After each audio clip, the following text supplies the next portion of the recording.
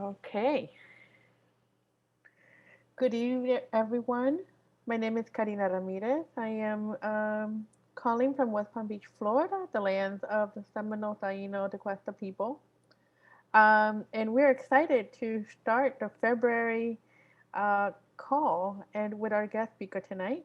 This is Listening to Indigenous Voices Action Team.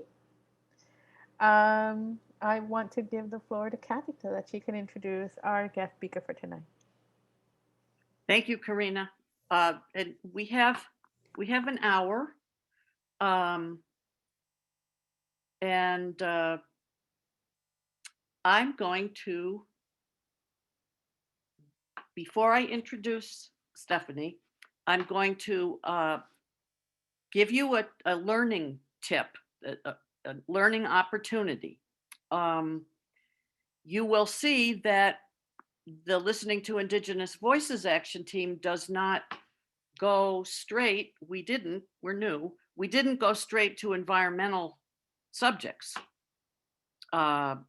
because we need to play some catch up because of the deficiency, which is a nice way to put it, in the educational system in this country, so that we don't know about these subjects that we need to know to engage with tribal people. So right now I'm talking mostly about the continental US, indigenous people in the continental US. And I guess I'll mention that Hawaii is not treated by the federal government, the native people there, the same way as tribes in the continental US. They are not a sovereign nation. And I don't know, I guess you probably don't think about that much, but that is something we'll be talking about. So when you listen to Stephanie, and imagine that you were invited over to have coffee at a local cafe with me, and I said, I'm bringing along a friend who can help you out with getting prepared to do outreach with Native American people and tribes and groups. The subjects that we all need to learn is about tribal sovereignty, about colonization and decolonization, and land acknowledgement. We're going to spend a little more time on land acknowledgement again tonight. Indigenous refers to land-based, and the land and the environment are the same thing. Well, you know what I mean. So listen for those and see what you can learn about those subjects. This is the second month that we've had a trusted friend come and talk to us, talk with us. And I went thinking about introducing Stephanie earlier today.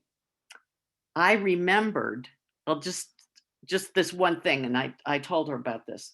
We worked together about 15 years ago.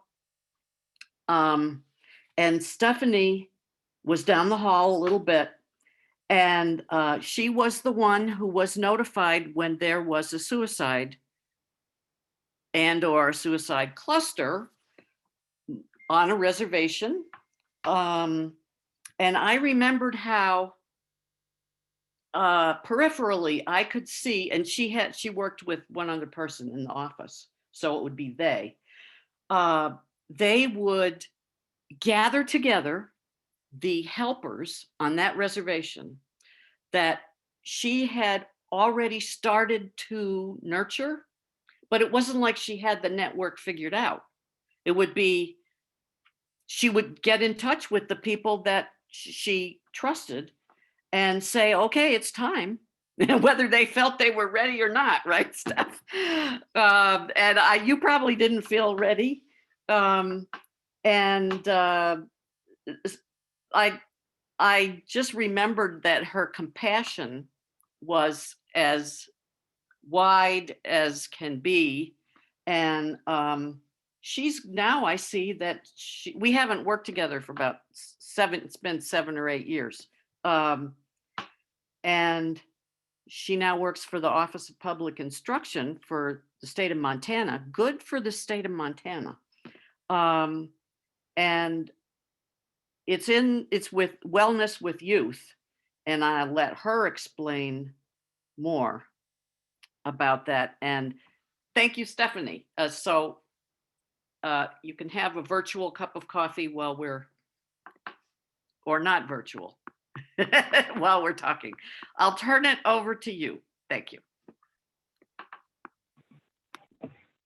Wopila, Kathy. Good evening, everyone. My name is Stephanie Iron Shooter. I come from Sicangu country in Rosebud, South Dakota, and I am also Ani White Clay from the Fort Belknap Indian Reservation in Montana. So I represent a couple of different lands. One is in South Dakota and one is in Montana. The land acknowledgement, Kathy and I were talking about the land acknowledgement, and just to let you know, that hasn't made its way so much to the state of Montana, meaning that we like to bicker with each other here in Montana as tribes. We make sure that we're careful about what we're saying and what land we're literally standing on. And I am actually in Billings, Montana, which is not on an Indian reservation, but if I were to acknowledge the land I'm standing on, it would be to my ancestors and to all of my relatives that came before me that ever graced this land that I'm standing on now and that my home is on. The thing about land acknowledgement that I shared with Kathy earlier, and that I've been actually talking with a professor at Harvard about, he sent me some things, and I'd like to share that with you, Kathy, in your group. I'll send it to you later. It's just something you might want to consider or think about when you're doing a little bit of research on a land acknowledgement wherever you're at. It's a real deep historical perspective on land. And when we say land acknowledgement, one thing that I shared with Kathy is that ownership, the word owning something, or that kind of Western view, or Wasichu, as I might say as well, view of ownership is something that we don't recognize. It's not something that we don't own anything.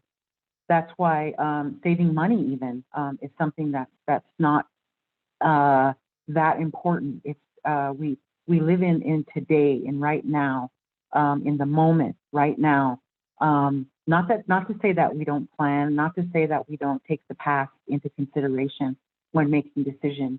But one thing that I've learned over my career and in my life and through my culture is to live for right now and today, because we don't know what's going to happen tomorrow. We don't know what's going to happen tomorrow. And unfortunately for our tribe too in Montana, that's been a tragic reality for many, many years, that the tragedies that occur, as Kathy was speaking to, suicide. Montana is number 2 as we speak today across the country with the number of suicide completions. We're number 2, and we were always within the top five. I'm going to say in these past 70 years now. I used to say the past 50 years. Now I need to say the past 70 years. We've been in the top 5 as far as suicide completions go. And our Native populations here in Montana are disproportionately higher, almost double the percentage per capita for the whole state of Montana, our American Indian population here. One thing that I wanted to just briefly touch on is that I told you where I came from, but I also want to let you know where my career has taken me. I am currently the American Indian School Wellness Coordinator for the Office of Public Instruction. It is the state's education agency where we fund, we as in our agency fund public schools across the state. There's several schools across the state that we provide funding to. okay? And the schools that I work in particular are primarily American Indian, they're primarily American Indian students and are on or near American Indian reservations across Montana. So we have 7 land reservations across Montana, which has a variety of tribes. Okay, we have actually, I was just doing the count the other day. I think we have 15 tribes now, and I'd like to acknowledge all of them now. So for the Flathead Indian Reservation, which is our westernmost, well, actually it's probably in alignment with the Blackfeet, but the Flathead has Salish, Kootenai, and Pend Oreille. That's 3 tribes. The Blackfeet have the Piikani tribe. That's 1. Fort Belknap has the Ani, which is White Clay people, and the Assiniboine. Fort Peck has the Assiniboine and Sioux. Kathy, you asked me about Sioux earlier, and so I'm not sure. I'm really encouraging the Fort Peck. I want to encourage the Fort Peck to change their name, the Sioux name, which Fort Belknap I'm hoping will change Grovant as well, like legally via tribal government, change the name to what our actual tribes are. So with the Sioux though in Fort Peck, I have to let you know that they're not just one tribe. I mean, we're talking, there's several, there's Papa, there's Sicangu, there's a few Sicangu up there, but there's Oglalas, there's all different tribes in Fort Peck under the Sioux umbrella, which is super interesting, right? So, so saying that, so Fort Peck has 2 tribes. Then we have the Northern Cheyenne tribe, then the Crow tribe, then we have the Chippewa Cree tribe, which is 2 tribes. And then now we've added, as a federally recognized tribe, is the Little Shell tribe. They recently got federally recognized last year, which is really great. We're looking to build some serious capacity with that tribe around mental health and wellness, which that's my forte and has always been, as far as the social ills go, is it all leads to one thing, which is the underlying condition. What is that? What is that? And it took me several years of my career to realize that now that we know the topical and the actual symptoms of the underlying condition, could be mental health, the trauma that has occurred, whether it's historical or ongoing trauma. It could be domestic violence. It could be sexual abuse, which that is my next goal in my career is sexual abuse prevention and incest among our tribal communities, which I can speak to from a personal perspective, but also addressing it as a community perspective. We want to bring these things forward so that we can create wellness and wellness opportunities within our communities, not only just using our cultural or ceremonies, but also the strengths and the resiliency that it took to get here, and to be here still from years of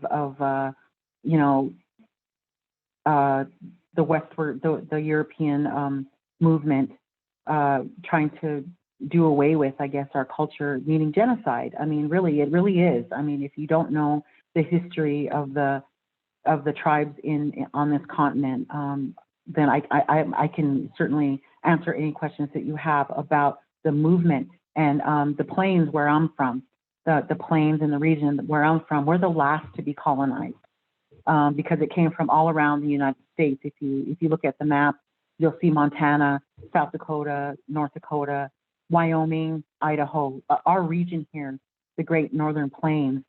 We were the last to be colonized. So you might think, some people might think that we're behind mainstream society, which to me, we're actually the last ones. We're the closest to our culture. We're the closest because we're the last colonized. So we're the ones that have the answer from our own communities. And now the European movement that came here to this continent tried to destroy and tried to fix what wasn't broken with our people. It wasn't broken when they tried to fix it. And then they in turn destroyed it. They tried to destroy it. So there's pieces on the ground. And my job is to pick up those pieces and reform it not back to where we were, but to evolve, to make it evolve. Because no matter what, we're in this world now. We're in this world now.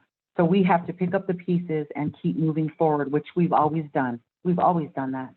So the resiliency it takes for our tribes right now in Montana to really pick up those pieces of the strength and resiliency that our communities have is something that I pride myself on helping build capacity for. And that includes everything. It includes climate, it includes social emotional, it includes education, it includes every aspect of life in everyone's life that might impact them. So I just wanted to just share that with you, that's my place in the world, and it's been my place in the world and will be my place in the world for the rest of my life until the day I die. And I will learn from my lessons throughout my career and for the rest of my life. And hopefully my children, my grandchildren will take the reins after I'm gone and keep moving forward with the wellness of not just our people, but the world. And you know, Kathy always talks about the climate with me, and I appreciate that. And to be honest with you, she mentioned, you know, Steph, you're not involved in this. You're not. This hasn't come to the forefront of my brain, and it hasn't. And to be honest with you, it's a daily act of climate. It's a daily act. We smudge every day. It's a daily act. It's not something. It's something that's ingrained in us as a people. Is that climate, respecting the earth, the Mother Earth, respecting, you know, things that occur in the world. We talk about tobacco. We talk about the earth itself, the water. I mean, all the things that you see, like that's on the news and stuff like that. It's something that it's a way of life for us, and we want to come back to that way of life. And I'm a young person. I mean, I'm old, but I'm young. And I'm 50 years old, but I'm still young. I have so much to learn still. And so I'm nobody. I'm nobody. I have to ask my elders for things. I can't speak to certain things, but I do know that respect when you go into a ceremony, when you go into a teepee, when you go into a lodge or a ceremony, there's certain things that you have to respect. And it's up to you to make sure that you respect that when you come out of those ceremonies. And if you don't, it's on you. It's on you as an individual. And what you do is going to impact your whole community, not just you. So if I come out of a ceremony and I'll just use this small example. If I come out of a ceremony and I decide to I don't know, go out and drink alcohol or do drugs or you know, maybe even something as small as throwing garbage on the ground. You know, why did I do it? Why did I make that sacrifice in the lodge? Why did I do that? You know, that just almost like, why would you do that if you're just going to go back out into the world and make those kind of mistakes that are obvious not to make? So, and that's a learning process and something that we all have to come back around to. Kathy was talking about a linear perspective, and that's not how we think. We think in a cyclical way. We think in a world view of what I do right now. It's not only going to impact you, it's going to impact my children, my grandchildren, my colleagues, and anybody that I come in contact with you, like tonight with you all. My husband, or my soon-to-be husband, smudged this morning, and I knew I was going to do this tonight. And I told him, I don't even know what I'm going to talk about. I don't know that much about climate. What do I have to say about it, you know? And so he said, you're going to do just fine, you know. And I talked to a couple of people today, and I was like, you know, what am I going to talk about? And you know, and so when Kathy made it more comfortable for me, like, you know, come over here and sit down and let's have coffee together and we'll talk about it. So right now, I just want you to know that relationships with all of you all, you're welcome to contact me after this in anything, any questions that you would ever have. And I can only speak to my experience. I can't speak about you know, Florida tribes. I can't speak about, you know, the ocean tribes over there. I can't do that, but I can speak to my own experience. And if you ever have anything you want to ask me after this, I'd be glad to respond and assist you in any way I can. The last thing that I wanted to share with you about the relationship is there's a systems change that needs to occur. And I work for the state education agency. We have an education system in the state of Montana that has been here since forever, right? But I found out in the past 10 years working for the Office of Public Instruction that this system is not working for our people. It's not. We have to change this system. And I'm thinking that you all are thinking the same thing as far as climate goes. We have to change the system. It's not working. It's ruining things. It's ruining things for whether it's on a social emotional level, or on a breathing level, on the emissions, all the things that impact our daily lives. We have to change it. Look what's happening in Texas right now. I look at the news and I think, I don't think, forgive me, I'm not trying to say that I think about karma. I think about the choices that people make. And it wasn't Christianity that hurt us. It was the people in the name of Christianity that did something to our people. And so if we can't blame Christianity, okay? We can't blame Christianity. We have to, it was those people back then that made a conscious choice to say that we weren't human, that we weren't worthy. There was those human beings that made that decision. And it's human beings today that are making decisions. I just saw on the news right before this, Kathy, I just sat down and watched the news. There was another incident of a Black kid getting killed by police. Another incident. And I looked at it and I was like, oh my Lord. Okay. So I'll share this with you before I kind of leave it to questions, Kathy. I don't want to take too much more time. But I just asked a question about, I don't know if you heard of the missing and murdered Indigenous people movement that's happening across the nation, but in particular in Montana, it's been kind of in the forefront. And I always had questions about that because what happens when there's a crime that occurs on the reservation?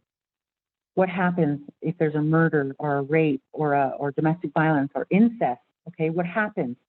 And what happens is it's a very complex process. But last year, a couple of years ago, there was this young lady who was murdered. And I asked about it. I said, hey, whatever happened about that case? And they said, well, they said they asked questions and apparently she just froze to death out there.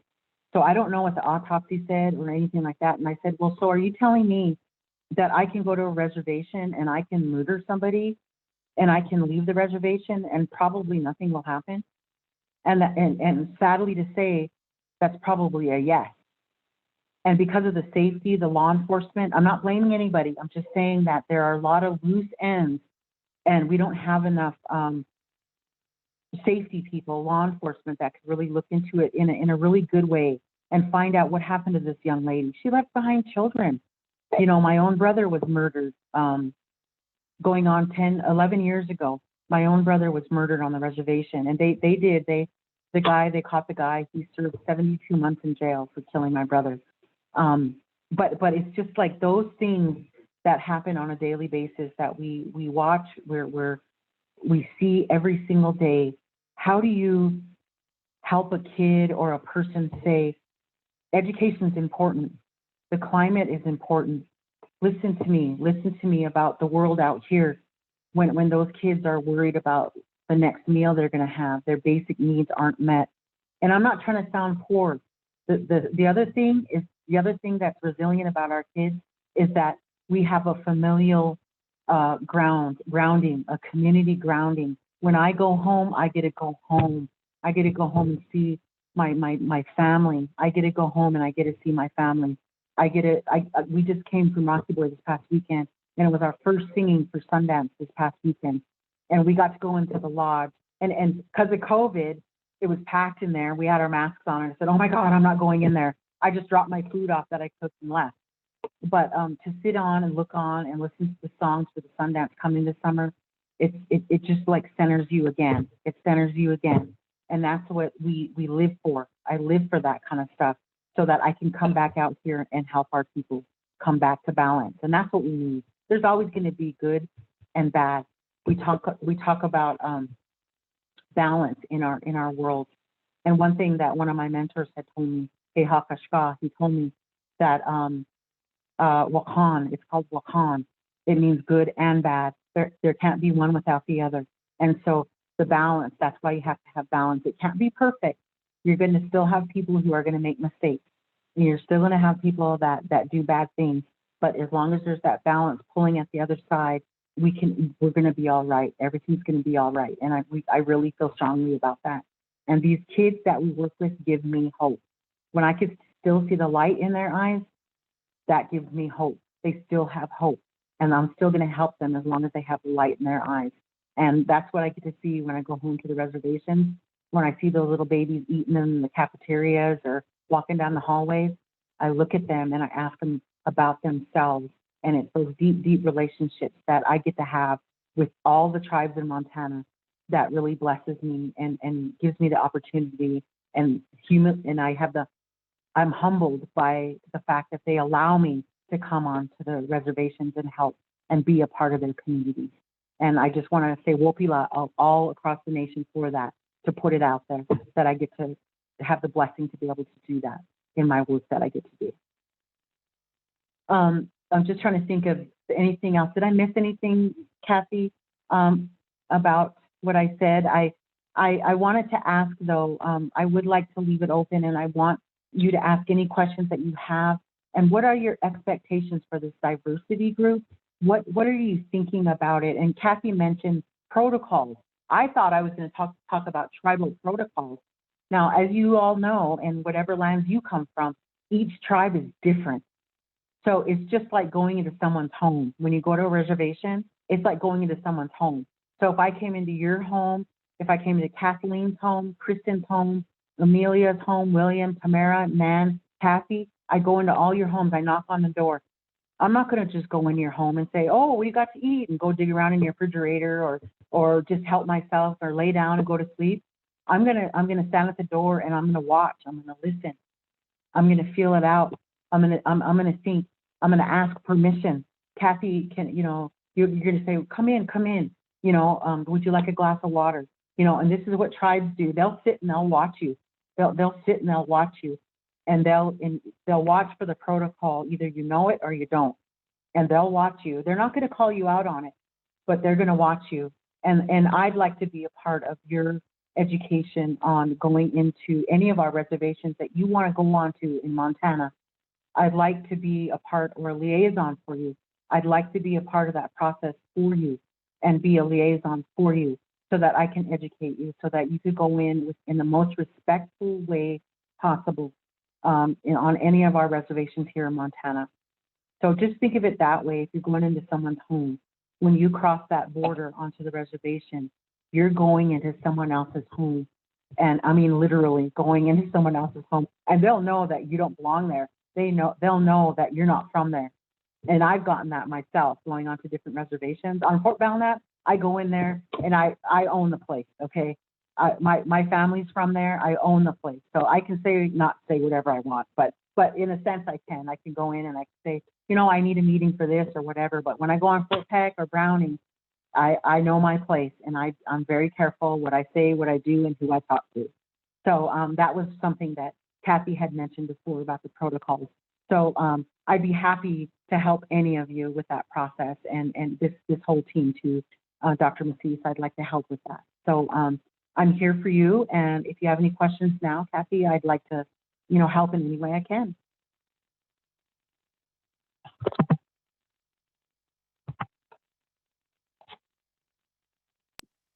Kathy, you're muted. Thank you, Stephanie. I'll speak for myself. This is a gift. Thank you so much. And I would just love it if everybody got a chance to speak, as if we were in a circle. And we have time for that. So who wants to go first?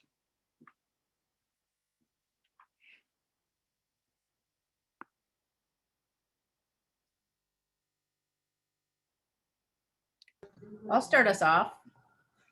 This is Tamara. Sorry that I'm not on video. I'm making dinner and I went on a wet walk, so I don't know what my hair is doing.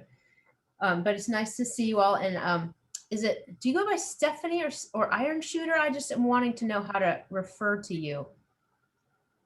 So my name, my Christian name is Stephanie Iron Shooter, but I've often been called Mazakute. You can call me Iron Shooter. You can call me Mazakute. You can call me Stephanie. Mazakute, I like that. That's beautiful. I'll take that one for the win. So Mazakute, I just want to say that I really appreciate you just the concept of smudging. I love that it's a part of your daily practice, that the way that I interpreted what you said, and maybe this isn't what you meant, but that climate is a part of your daily life. It's not something that you take time out to do. I thought that is a really insightful thing for me and for many people to understand. And I also really appreciate your that idea that you talked to people today and you really leaned into that sort of trusting that you would figure out what to say through, but it wasn't just up to you, right? You leaned on people around you. And I think that that's a great lesson for all of us, whatever topic you're talking about.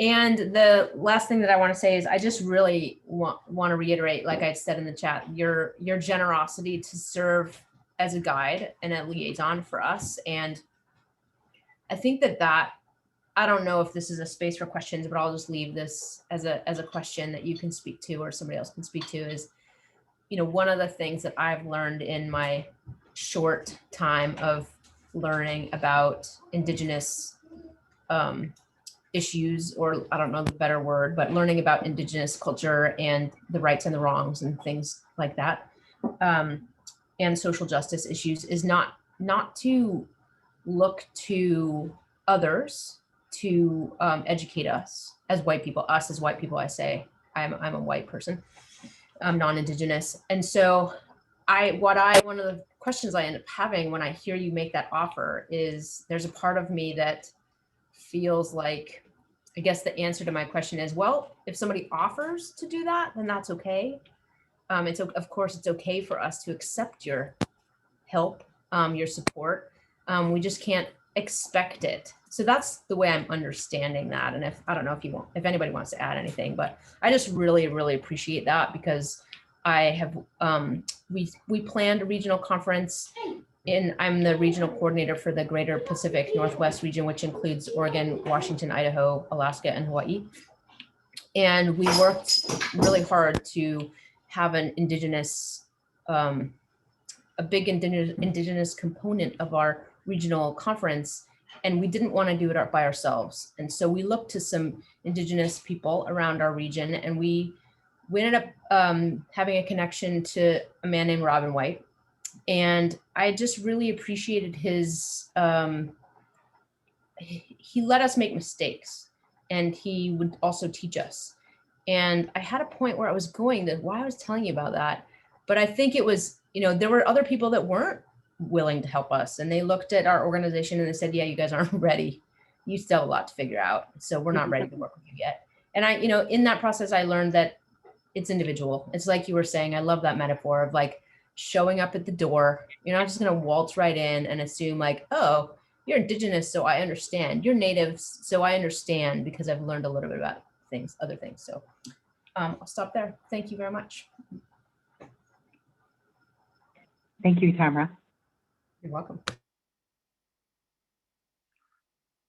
Nan. So I guess I'll go. So I work at the University of Illinois in the chemistry department, but I'm also the advisor for our university's chapter of SACNAS. And so if whoever works with Native American students, and if you don't know about SACNAS.org, it is a fantastic organization. They've been around for over 40 years. It's the Society for the Advancement of Chicanos and Native Americans in Science. And it's a very beautiful organization. And if you have any students who are particularly interested in science or STEM fields, try to hook them up in some way with that organization, because it's very welcoming, and I think they'll feel very at home. And the other thing I wanted to say is, so I've been an environmental activist since 1981 when I read Silent Spring, and it freaked me out.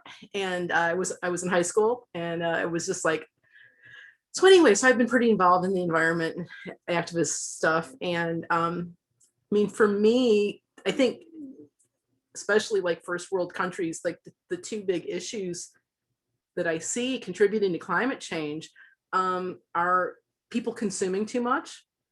I see a real need for people to live a more minimalistic, simple lifestyle. And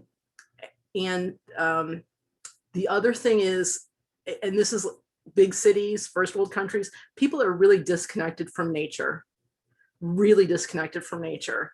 And kind of both of those things, I look to indigenous wisdom for how they manage the land and the environment for thousands of years.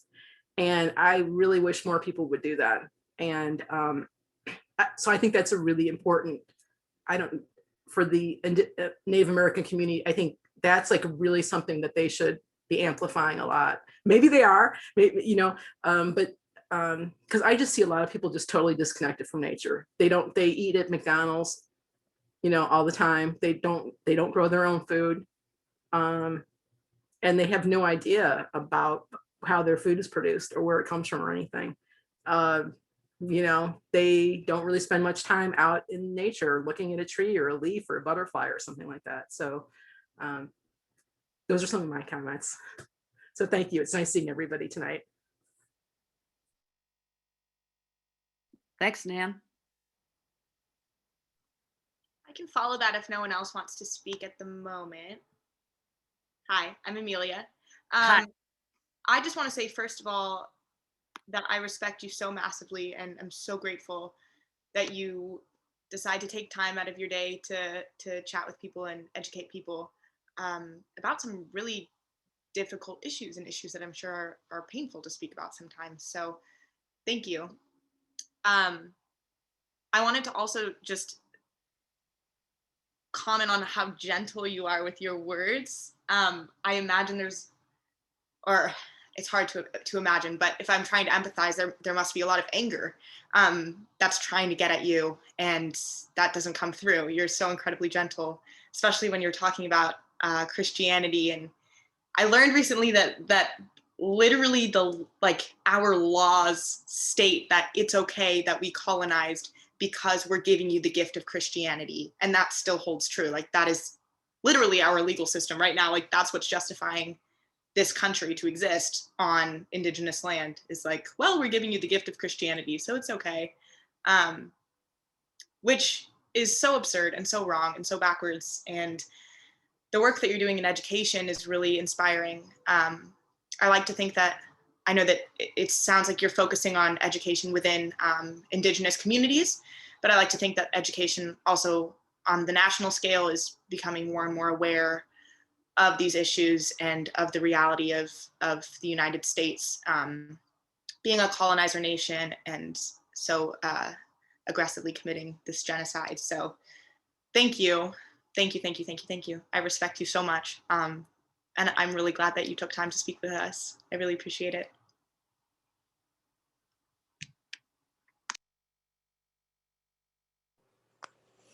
Karina.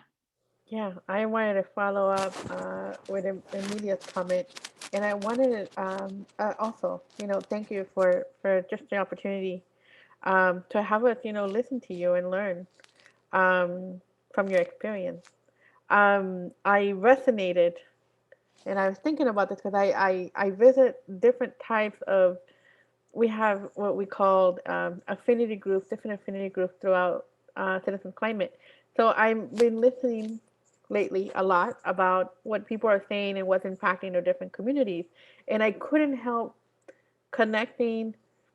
I'm a Latina woman in my mid 40s, and also thinking, what is the legacy that, that I could leave the people that come after me? And I think about that a lot. I don't know whether it's because of the age, but I felt so connected when you mentioned about, learning and understanding people's protocols. Like, when I make presentations just about overall diversity stuff, I usually say, I'm like, well, if you were to meet me in person, my usual thing to do is to go up to you and give you a hug. That is how we greet in the community that I come from. So I'm constantly wondering, like, what are the protocols in other different communities? And I am so glad that you emphasize that.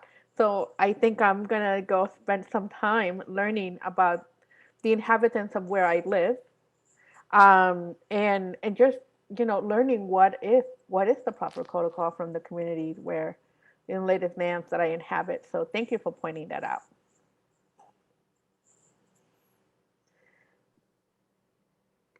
and Kristen, Kathleen, and William. Go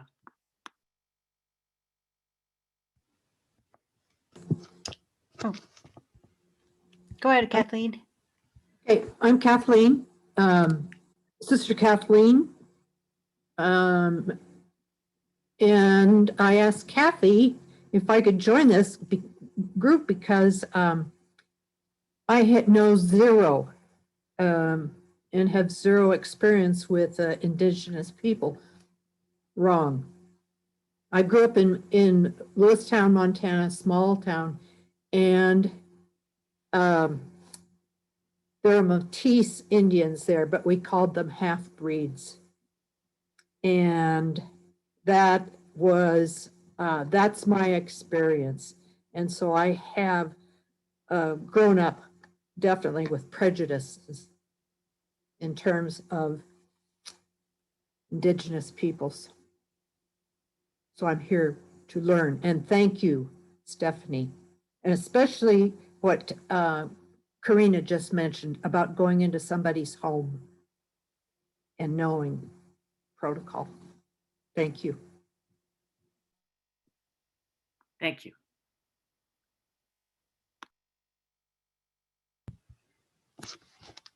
I want to thank you as well.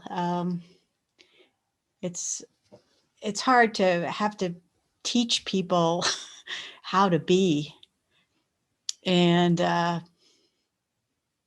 listening to you, you're modeling how to be and how to feel and be present. And it's just really hard being somebody who's grown up in the white culture and been so disassociated from the earth generally. And I think out in Montana where we don't have that as much. We can't help but be in the earth. It's the legacy of your people is,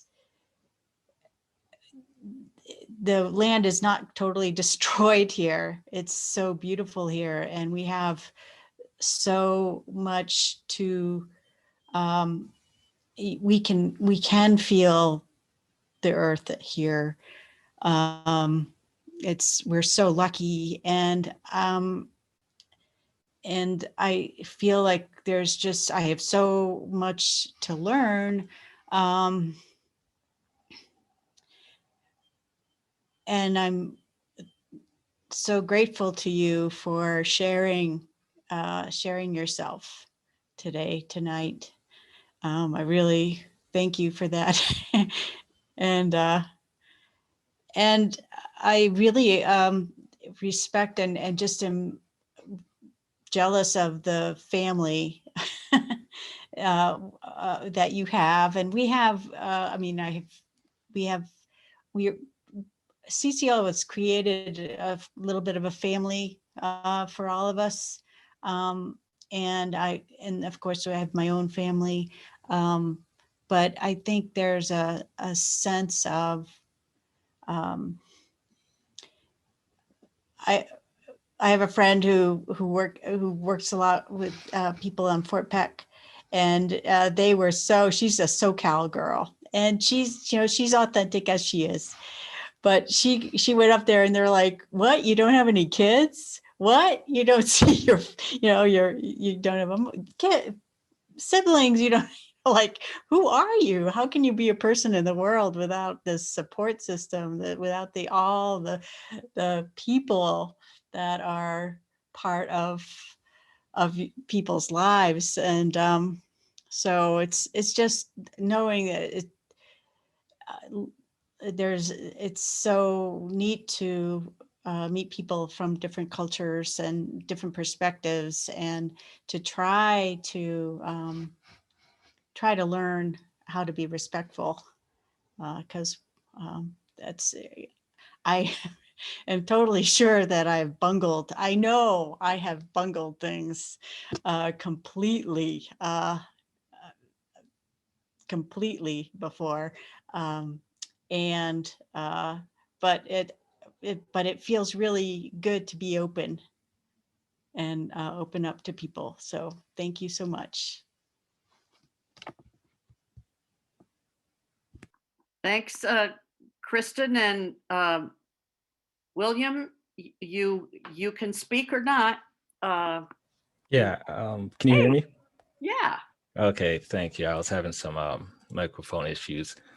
Well, my experience is pretty similar to Kathleen's actually, because I'm not really a part of Native American culture or from that background, but I've had the experience of seeing how climate change affects minorities and underrepresented groups because I myself am an African American male, and I really like the way the CCL can serve as like a bridge and a community to connect these different perspectives and for these cultures. And I started to get more knowledge about how climate change is affecting Native American lands and people through various school assignments and research that I've done in environmental policy. So I really admire your group's commitment to shining a light and giving me this greater cultural awareness. So thank you. Hope to see you again. And Karina, I would like to let everybody know that I have a small gift for Stephanie. I think this is Anishinaabe. This, I got it from 8th Generation store. No, Inspire, yes. 8th Generation, yeah. So this is from CCL. And now Karina would like to speak. Yes, thank you. I had put the question in the chat before I forgot because I was listening to people. But I always like to ask when we have a speaker, how can we best support you, Stephanie? And how can we best support your work? Because I'm thinking you're taking a moment from your time to come speak to us and have us learn something about the work that you do. But I'm thinking, is there any additional support that we can do, whether that can be individually to the school system? I just figured I could ask if there's any way, what's the best way that we can help?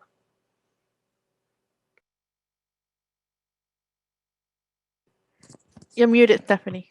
There you go. Yeah, I was thinking, I'm not used to that question. So I'm a little bit taken aback a little bit, but I guess the one thing that I really appreciate from all of you that are on this Zoom right now, and Dr. Massis, is giving me this opportunity to share a little bit of my experience with you all, and that you were all very honest, and I appreciate that. And I love Lewistown. I really do. I love Lewistown, and it's so funny because we're just humans, you know. And if you guys continue just to be humans, good human beings, that's all I'd ask for your support, just to be good human beings. And I mean, we don't have to be separated by, you know, race or you know, anything like that. And that's kind of the philosophy that I live by. I really just want to be a human being. And, you know, when I went to Lewistown, Kathleen, you know, what is it? The center of the earth? Is that the center of is that what they say? It's the center of the state. The state, okay. Think. Okay, the center of the state. So I just have to let you all know my experience. And I knew, Kathleen, I did know this. I knew that a lot of our towns in Montana, the border towns, the towns that we live nearby, all of the towns in Montana, I'm going to have to, you know, tell you that I've experienced some level of racism in any of the towns, and in really small, subtle, but that's what it is, ways. And when I went to Lewistown, I almost, you kind of live that way now. I mean, in Montana, you kind of just know, you just kind of carry yourself that way. But I noticed that I'm a good human being. And when I go into that shop or that restaurant, I'm a good human being. And if that lady or man or kid or whatever want to be mean to me, I'm still going to be nice to them, because that's what my grandma told me to do. And whether I like it or not. And you know what? I've noticed that by doing that in Montana, in any of these places I go, for the most part, I'm going to say 75 to 80% of the time when I behave that way, they turn and they were nice to me. So so it's almost like fire with fire, or how do we want to play this, And I dance around a little bit. When I go in, I watch, I listen, and I have a really strong spirit and a strong aura. And so I can translate a lot of things. And I can walk into a room and I could tell you how many of those people in there don't want to be there. I know, and I can tell.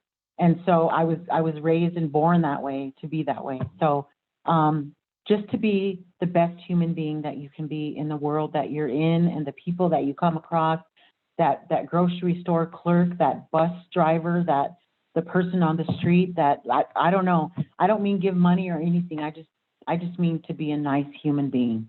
And that's all we ever want from each other. So it's that simple.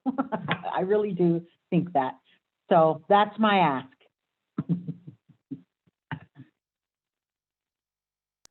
Thank you so much.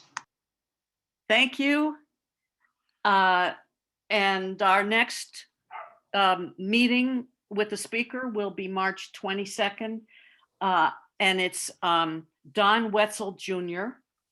And he's going to talk about self-identity and cultural understandings. And he suggests that we read Neither Wolf Nor Dog, that book. I saw the movie. But I'm going to read the book. And if you missed it, Montana is starting a book study of braiding sweetgrass. More information to come. Does anybody need to say something before we end? Karina? I just want to say this was a wonderful, wonderful presentation and conversation. I want to take a moment to take a screenshot because I think about social media. So here we go. Ready? With your permission, of course.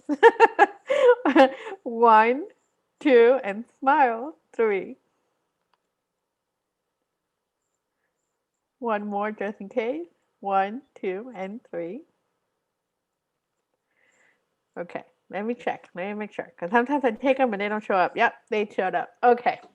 But with that, I want to thank Stephanie for being just a wonderful, wonderful speaker tonight. And thank you, everyone, for being on the call. We should see you next time. Thank you. Thank you all. Thanks, everybody. This was really nice. Good night. Good night. Thank you, Thank Stephanie. you. Thanks, Karina. You're welcome. Let me press the stop record.